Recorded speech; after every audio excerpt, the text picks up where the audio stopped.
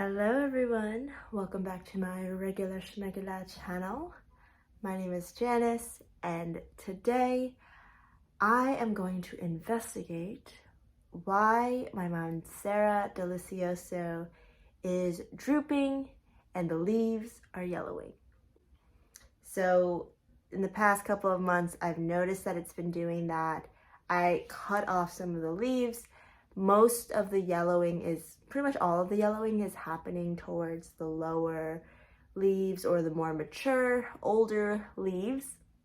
So I don't really think it's a problem, but it is happening at a faster rate now. So I'm going to figure out what is happening. And there's a few reasons why this could be happening. Watering plays a huge part of it. So all sorts of watering. So overwatering, which is the tendency that you're just constantly watering your Monstera, not letting it time to breathe. I don't think this is the scenario. I water it pretty consistently and I know that the soil is very dry.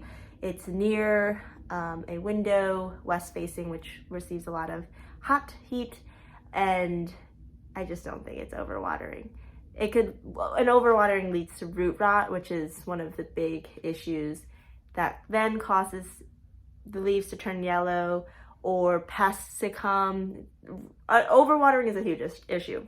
Then there's underwatering, which also, again, I mentioned, I don't really think I'm doing. I water it pretty consistently, once a week at least, and I make sure that the soil is well, like the water drains the soil well. I shower my baby very well. Then the third watering scenario is inconsistent watering, which again, not the scenario that plays out for me. I water it very consistently, about once a week, or whenever the soil is very, very dry. So sunlight plays another factor.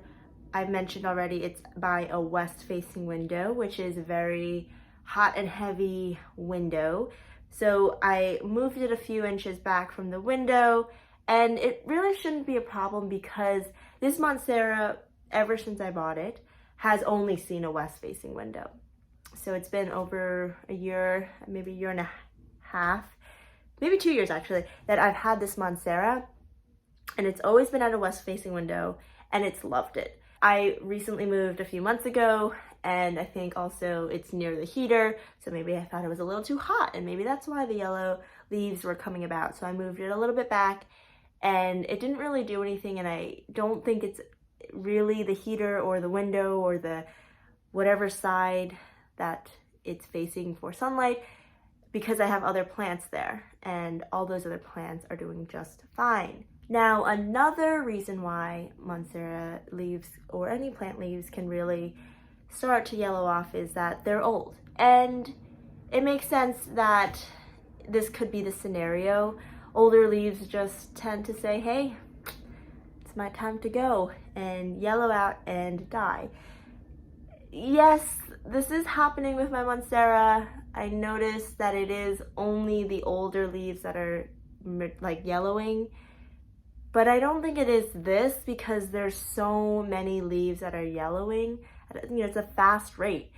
And I've seen a lot of other Monsteras, and my Monstera in the past has had so many leaves and it wasn't yellow. So I don't think this is the case because it's just so many leaves that are yellowing, and it's concerning to me. I don't think it's just nature saying goodbye to its life cycle.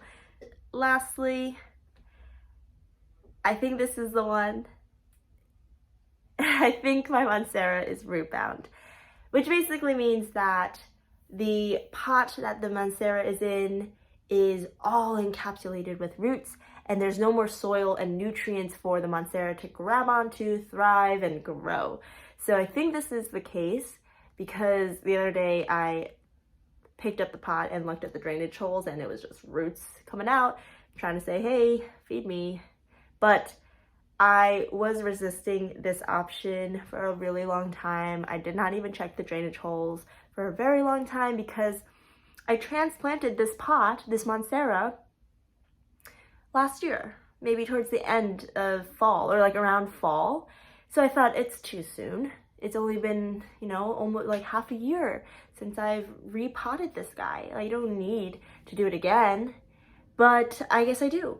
And so I went from a 6-inch pot to an 8-inch pot, and usually that's all right to go up in 2 diameters. But I think this time when I transplant it, I'm going to go up an even bigger size. So it really lets the Monstera grow for a longer period of time, maybe grow more lush leaves. I really want it to be full. And usually I would not go more than 2 to 3 inches in diameter in a new pot, only because there's then so much soil. And so when you're watering, water can tend to stick in the soil and then also lead to root rot, which is the last thing, or one of the last things you want. I just went to Rain Dew, and this was the only pot that was available. It's not my choice. I prefer white, but this was the only thing that was there that I think would be fine to switch over to. So you can see the size difference here. To transplant, I'm using this indoor gardening tarp that buttons up to keep the soil contained. I got it from Amazon and I thought it would be bigger, but I'll have to make do. I'll massage the pot to loosen up the roots from the pot, and it will help me take the Monstera out of the pot. Then I'll turn the pot to the side or even upside down to let gravity help the Monstera come out. If I need to, I'll grab with a firm yet delicate grip as close to the roots as possible and assist the Monstera out of the pot.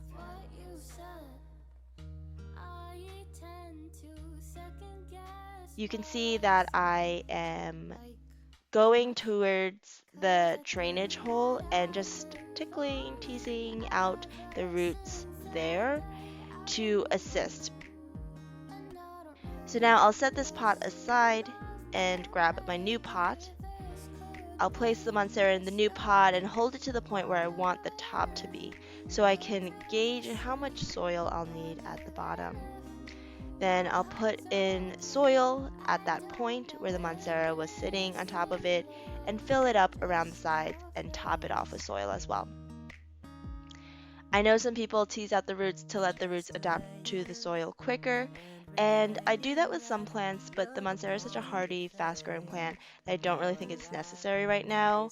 I've also done this with my ZZ plant that was super root-bound just like this, and it actually caused a delay in growth for about a year in the ZZ plant. So I'm kind of just going to let it grow naturally in the new soil. I'll shake the pot here and there, or like shake the side of the pot to let the soil settle down, and then I'll add more soil as I see fit.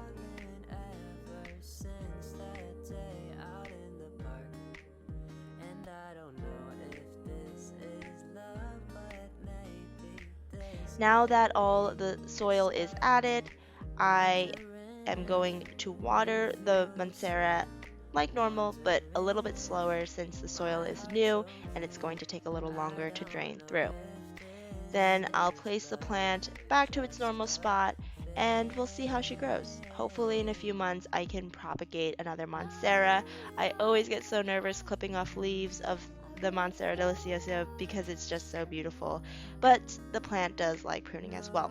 So I'll give it some time to get settled in, and then I will update you on how it is, perhaps in a different video where I am going to clip off some leaves and propagate that.